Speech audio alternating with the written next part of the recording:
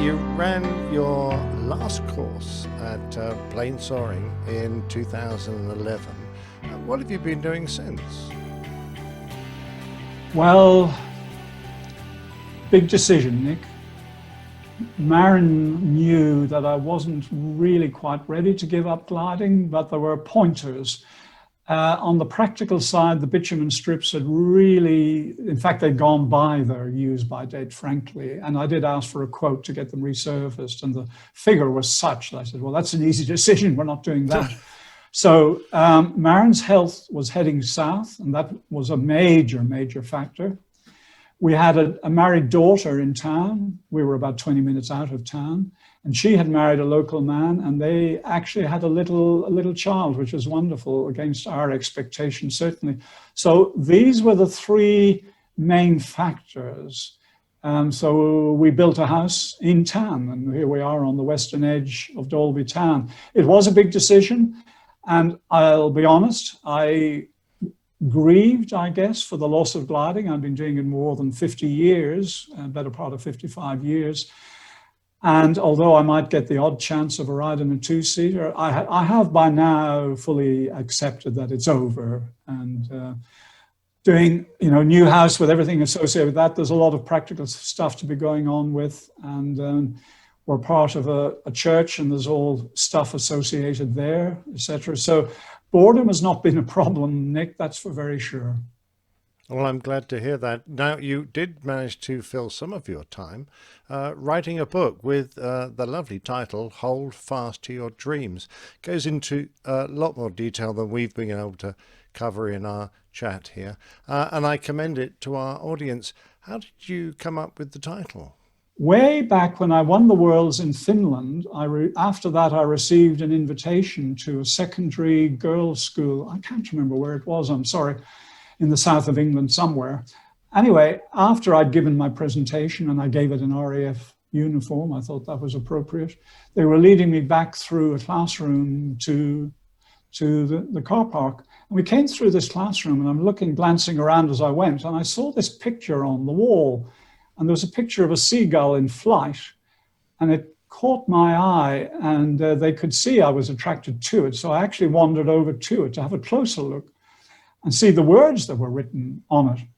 And the words were actually written by a Black American poet, maybe a writer as well, called Langston Hughes. Never heard of him before. And the words read, "Hold fast to dreams, for if dreams die, they become a broken winged bird that cannot fly." And that really got into me. It did. It really got into me. And I thought, right. So they actually, would you believe, they took the picture off the wall after my departure, and they wrapped it up, parceled it up, and sent it to me as a gift. And I thought, how beautiful is that? What a lovely gesture. That's absolutely brilliant. The dreams, Nick, I've had many dreams, but the three main ones I feel have been accomplished. First of all, I wanted to become a pilot. Accomplished that. Next big dream, I wanted to win a world championships in gliding. Achieved that. And then the final dream, setting up the plane soaring courses and putting back into the movement by the coaching vehicle. And I achieved that. So the title for the book, first of all, I set up a website, and that's still there. I've left it there. It's called holdfasttodreams.com. But when I sent things over to the publisher, he immediately changed the title from Hold Fast to Dreams to Hold Fast to Your Dreams, to personalize it more. And I thought, well, okay, that's fair enough. So I didn't change the website anyway. So that's how I came to the title. Well, that's absolutely brilliant. Now, you mentioned that you have a lovely church in your town, and I know that faith has always played a significant role in your life, particularly since becoming a committed Christian. How has it affected your view of the world we live in? Well, that's a profound question, Nick. It really is.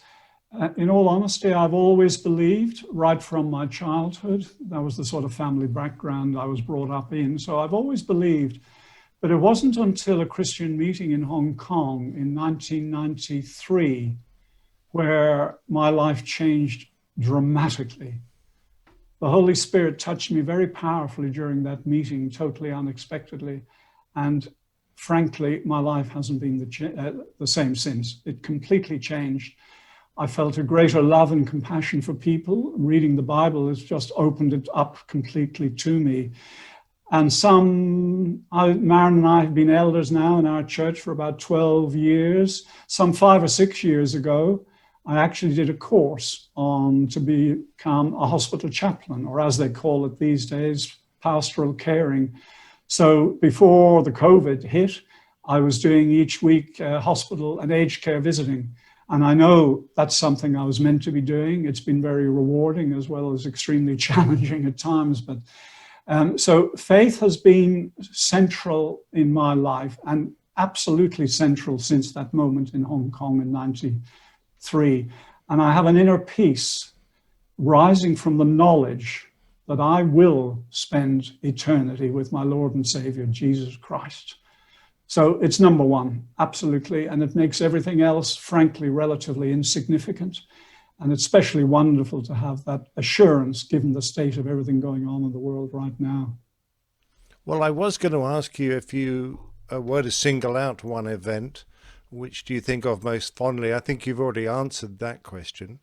But looking back on your life of achievement, how do you feel now that it's all behind you? Well, when one is young, one doesn't think about this point in life, but here I am at it at the age of 75 and look back over going down memory lane again with you, Nick, has been absolutely wonderful. When I reflect back on everything, frankly, I feel a bit overwhelmed about everything that's actually happened. I mean, it's been extraordinary. So much has happened. Quite amazing. But there are 3 areas that I guess I feel particularly thankful for. One is, number one, God for giving me the gift of faith and for turbocharging that faith in 1993. Secondly, my wife, Maren. She is the most wonderful woman, the most wonderful wife a man could ever have. She has stood by me through thick and thin, through the good, the bad, and the ugly. And we've only hit on some of it in this little chat together. And it needs to be said that the World Championships were every 2 years normally. The one in 81 was an exception because of the Olympics in 1980, so they put it back a year. But normally every 2 years, and the middle year in between them, we're talking about a pre-Worlds competition for the venue that's to come. So Maren, bless her, here I am in the Air Force. Nearly all my leave is going on gliding, and weekends is gliding. She did do some herself, I'm glad to say. She went solo and had about 30 hours worth, but never went cross country. She was quite happy to fly locally. So Maren, I owe her so much, and we still have a very, very strong marriage. Can't thank her enough. And the final area of thanks, just that I've had the honor of flying classic aircraft. The Hunter, the Phantom, and the 747. I would regard each of those as being absolutely classic aircraft. So in summary, Nick, I've had a blessed, privileged life, and I know it, and I'm very, very thankful. Well said, George, well said. So in conclusion, perhaps, looking back at the 16-year-old RAF apprentice from Monkstown, County Dublin, nobody could have imagined how the life of this young man would blossom into what George has become today. George climbed a very steep hill to become a pilot in the Air Force and then excelled at flying one of the Cold War's most fearsome fighters. But you also had skills so finely tuned that you could dance your craft on laughter-silvered wings and do 100 things you've not dreamed of, if you'll excuse me for stealing from a very famous poem. Your achievements in the Air Force, in the airline industry, and in the world of gliding are legendary, which in my world makes you a legend, George. It's been an enormous pleasure talking to you today. Thank you very much indeed. But the Plain Talking podcast has a tradition of asking its guests one final question. Now, if reality and money wasn't a barrier, which aircraft, past, present, military or civilian, that you've never flown before, you'd like to fly? Oh, Nick, that I've never flown before. Well, I don't. I just added that bit because you flown some great aeroplanes, and go on. You could include the ones you've flown. Well, I loved the Phantom. I really did because it was a machine that was capable of fulfilling a mission, and the stories of Vietnam survivability, ruggedness was proven tremendously in that war. But the two that just stick with me so greatly are the Hunter and the F-15. One, from completely different eras, of course. But I love both of those tremendously. And now the way fighter aircraft have moved on so much.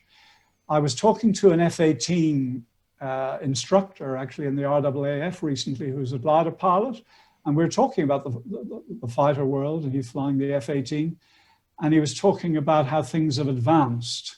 And he said, the F-18 is no sluggard, as you know, Nick.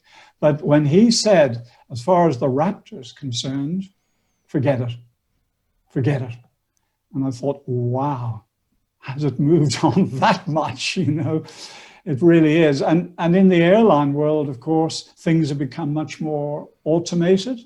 I really enjoyed the classic, flying with a flight engineer, another set of eyes out the cockpit and management of systems, all that sort of stuff. I enjoyed that very much. And I wouldn't have, talking to guys who went on to the 777 from the classic, they just said, remove their brain. They don't have to think. It sort of does everything for them. So, yeah, I don't know. I'm very happy to have flown the aircraft that I flew with all their challenges and pilot skills and seaman's eye and the weaponeering to bring to the table. That's a great answer. And many thanks indeed for being our guest today, George. Thank you, Nick. I've enjoyed it greatly.